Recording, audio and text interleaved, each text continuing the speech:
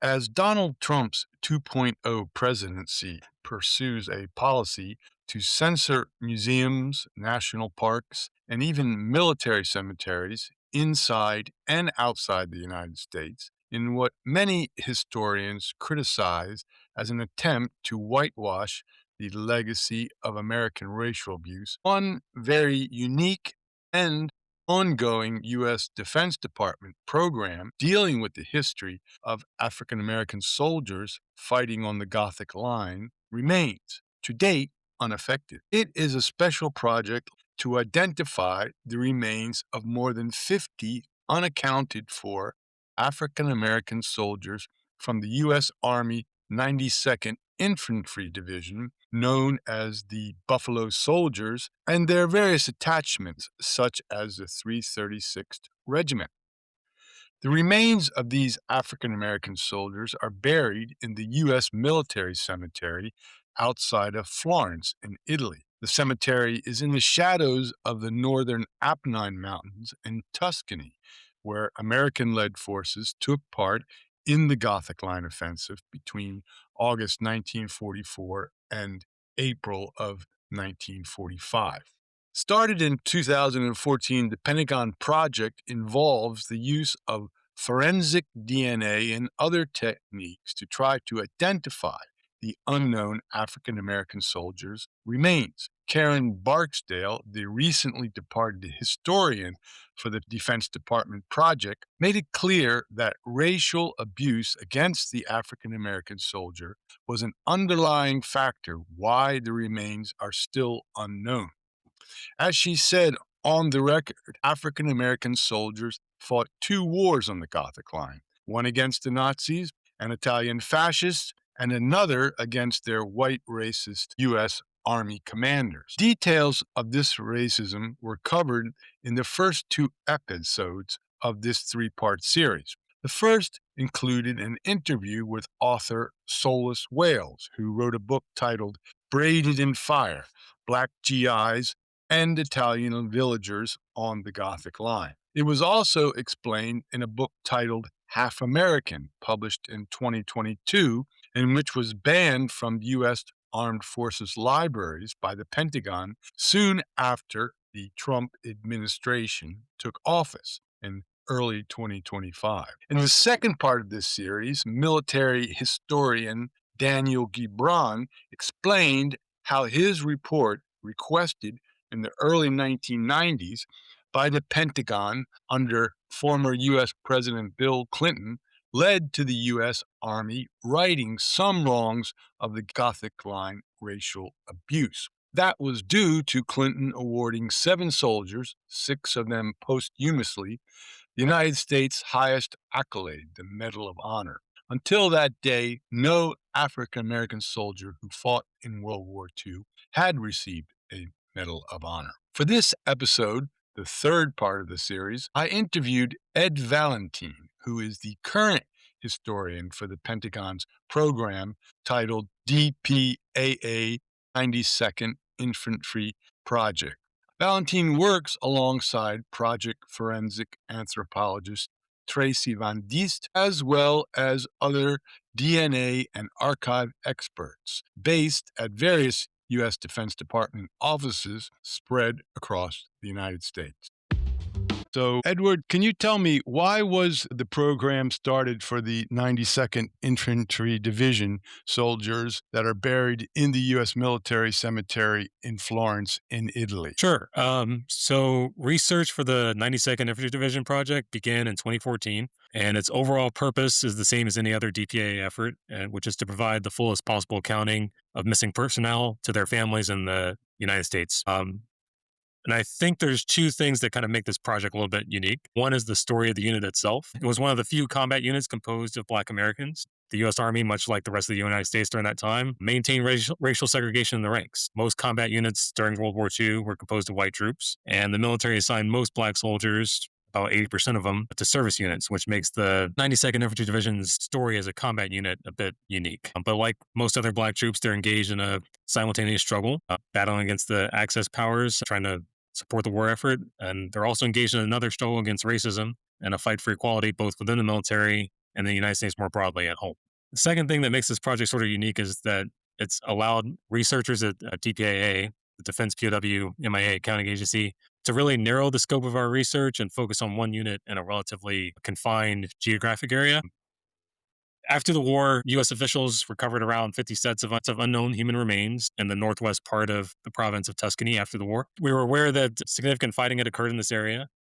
It was the western section of the Gothic Line. And they also knew that the 92nd Infantry Division was the unit that was involved in most of the fighting in that area, which has really helped researchers narrow the scope of research and tailor proposals to disinter and re-examine those unknowns and really focus on individuals that were missing from the 92nd. In many cases, when we look at a particular set of cases of missing personnel in a geographic area, sometimes the area is pretty large. And then there's other times when there's many other units fighting in the same area, which can add an additional layer of complexity for determining who might be associated with an unknown. So, for example, fighting more on the eastern part of the Gothic Line, like south of Bologna, you have the 88th Infantry Division, 85th, 1st Armored Division. There's lots of units that you have to look at. And in this particular area in Tuscany, we're really focused on the 92nd. Was the presence of Brazilian soldiers in that sector, does that complicate the issue in any way? It has not.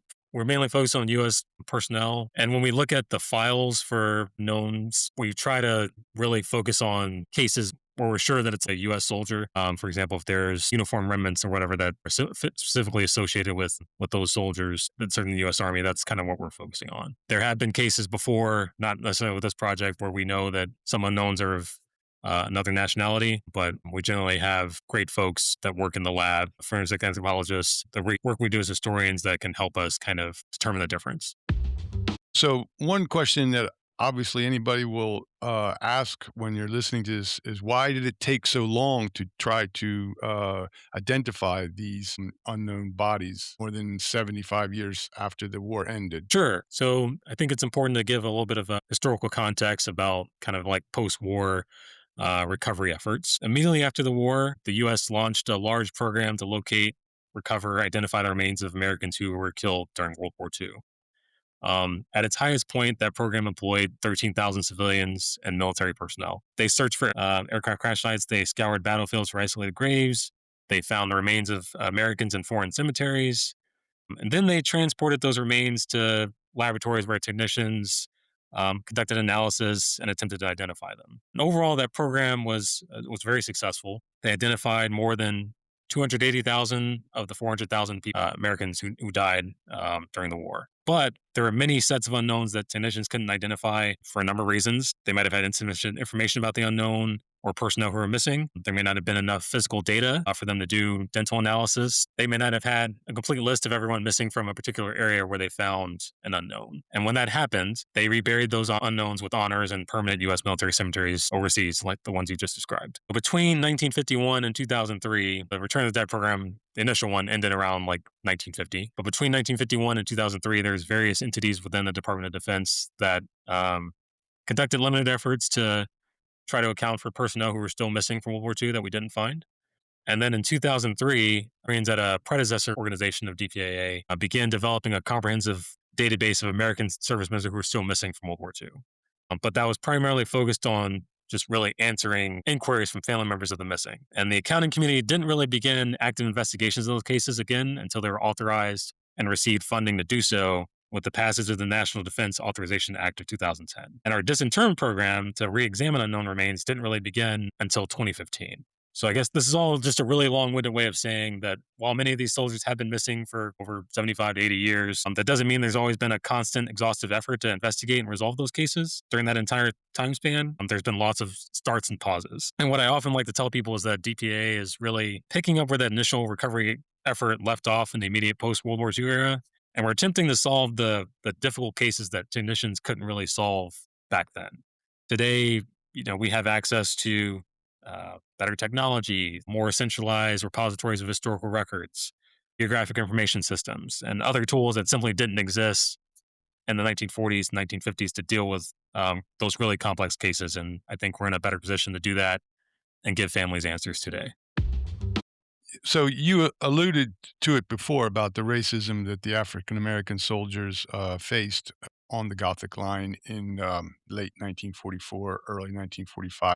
So, how much did racial discrimination play in the fact that it took this long to actually set up this specific program to identify the unknown soldiers? I would say they certainly faced racial discrimination at the time for sure. I can't really speak to how much that might have impacted the recovery efforts. We do have a number that were recovered after the war. So I think sometimes that those difficulties with recovering kind of transcend race. That's something I haven't really come across that yet in my research, but it's something that we're aware of and keeping track of.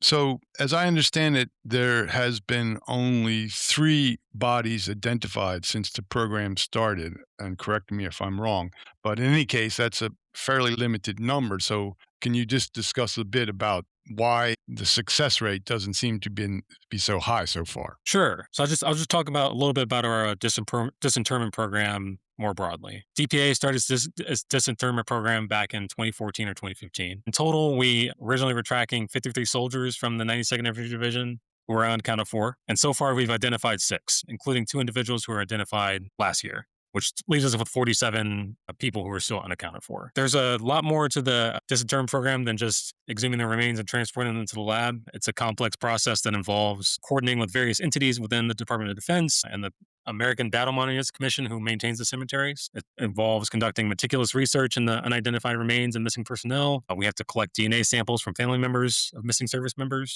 Takes time to draft proposals to exhume an unknown and get them approved. And even when we do get the proposals approved, sometimes it takes time in the laboratory to conduct the scientific analysis. There's lots of DNA testing involved, dental examinations, anthropological analysis, all of which are undertaken under against stringent standards to make sure that we're accurate. And the entire process can certainly take time and be frustrating, especially for family members who are eagerly awaiting answers. But this relatively high threshold really exists for a reason. We want to ensure that there's a reasonable chance of success and use our resources efficiently to make sure we get things done correctly. And lastly, these unknowns, they were already been buried with full military honors. We want to respect the sanctity of the grave. And we try to do that by making sure that we only exhume unknowns when absolutely necessary and with a high degree of certainty that identification as possible. So it does certainly take some time, but we want to ensure accuracy and quality over strictly quantity. So, how many people, and for example, how often do you have to go to Tuscany to do field work or for forensic examinations? Or do you already specifically spend most of the time at the cemetery itself in Florence, where these unknown soldiers are buried?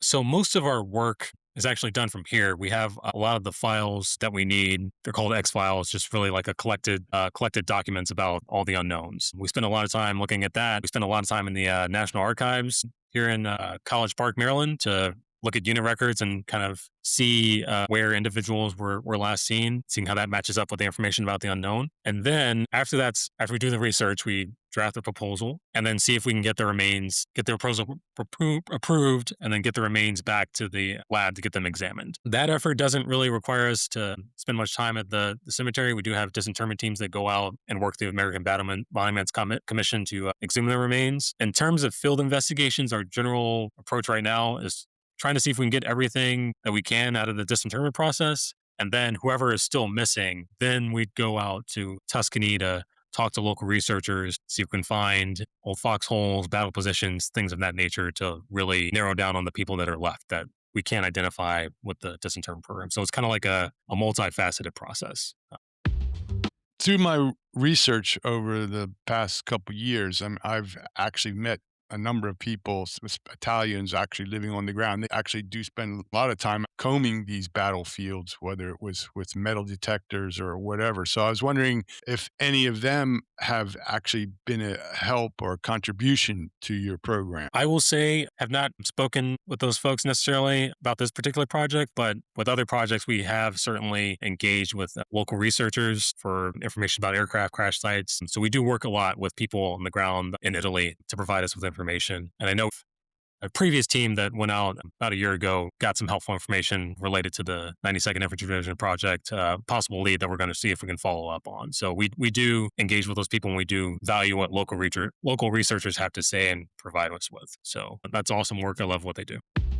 I have one particular question. It regards the 366th Regiment. I'm sure you're familiar with it. And there was quite a special African American unit. And a lot of people actually confuse them with the 92nd.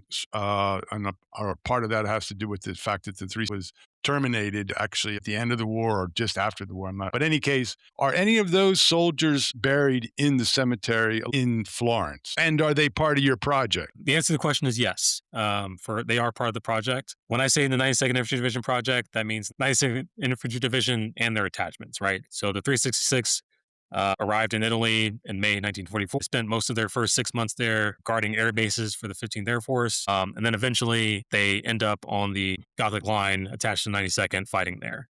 They are a part of the project. They spent most of their time fighting really very close to the coast. And most of them died in fighting that occurred in December 1944 and February 1945 during Operation Fourth Torrent. And the Graves registration personnel after the war recovered a number of unknowns from that area where the 366 fought on the coast. And so far, DPA has successfully identified one of the unknowns as a soldier from that regiment, 366, which leaves us with 23 soldiers from that regiment who are still unaccounted for. But as we conduct more research on other unknowns recovered from that area on the coast, we're certainly considering them as candidates for those unknowns. So, for example, the 366 soldiers that were involved in the Soma Colonia Christmas Day attack, which included Lieutenant John Fox, who subsequently posthumously won the Medal of Honor, are some of those bodies still unaccounted for? I would have to check the exact date, but there is a large raid that is conducted in late December 1944. We might be talking about the same event. And I will tell you that the bulk of those people are missing from that raid from late December. So I'd say it's at least probably about half of the folks from the 366 missing that are from that particular raid. So we're looking very closely at that set of events to try to identify the bodies. We're trying to see if these individuals are associated with bodies that were recovered from that area. Yes. Another question. How long do you expect this program to last? We don't have a timeline on it. As long as we have funding and as long as there's leads, we're going to keep it going as long as we can. We have remains in the lab right now that I know the lab is looking at to see if they can identify, and we're just as long as it takes. There's not a endpoint for it. As long as there's leads, we follow them, and that's how it is with all of our cases. So in recent years, we've learned about new genealogy techniques, methodologies to try to identify bodies that are used in criminal justice cases. So can you tell us if these new techniques, such as ancestry websites, are they any help in the process to identify some of the unknown soldiers? Sure. I would say in general, yes, they've been helpful. Whenever we're seeking a family reference sample for DNA, we contact the various branches of the service in the U.S. military. And those branches of service employ professional genealogists to try to track down relatives of people missing from World War II. They're very good at what they do, and we've had a great deal of success getting family reference samples for DNA from family members. I think they use a lot of the latest tools. One of the challenges we've had with the 92nd Infantry Division project, and this kind of goes back to, I think, the question you were asking earlier about racial discrimination. One of the challenges we've had with the 92nd is gathering DNA from relatives of missing soldiers from that unit. World War II occurred in the middle of what many call the second wave of the Great Migration, in which many Black Americans left the U.S. South to escape Jim Crow and seek a better life. Northern U.S., the West, Midwest. And just generally, especially during the Jim Crow era, officials didn't always collect accurate census data related to residential information on Black people. The scale of the movement during the Great Migration was also massive. There's, I think, 6 million Black Americans that moved. And that lack of data sometimes makes it difficult for our genealogists to find relatives and descendants of service members who are still unaccounted for. And sometimes even with cases when we are able to find family members, they may not want to give DNA, which kind of also slows down our process. But I would say overall, I think our genealogists are using the best tools they have out there and doing the best they can. One last question. Now, in the past year, since the Trump administration has taken office, it has embarked on what many historians insist is a revisionist campaign to sanitize or whitewash the story of racism in some parts of U.S. history. So, and this includes changes being imposed at the Smithsonian museums, at U.S. national parks, and also recently at the U.S. military cemetery in the Netherlands, where the story of Black soldiers was removed. So, have you faced any similar pressures when it comes to telling the story of the racism that the 92nd African American soldiers faced and have resulted in some of their bodies not being identified? This is kind of delving into something that, as a federal employee, I have to be very careful about how to answer those questions. So I'm going to refer you to our public affairs office on that. We are working on this project, and we treat the 92nd Infantry Division like all of our other missing is where we're at right now. Just as a quick follow-up to that, of the funding, you mentioned earlier that as long as the funding is available for this program, it will continue. Is the funding facing any cutbacks or termination threats? Again, I'd refer you more to the public affairs office to talk about matters of budget and things like that. That's kind of beyond the scope of what I do as a historian. Edward, really thank you for taking the time to talk with me and provide all your very interesting answers. It's a fascinating subject, a very important one, obviously, from a historical point of view. And so I, again, appreciate detailed information. No, thanks for having me. Appreciate it. Just as a final note and summary of this third episode, I can confirm I did ask the 92nd ID Project Media Affairs office if it was facing any revisionist pressure or censorship, as well as possible funding threats, and was told that none to date exist.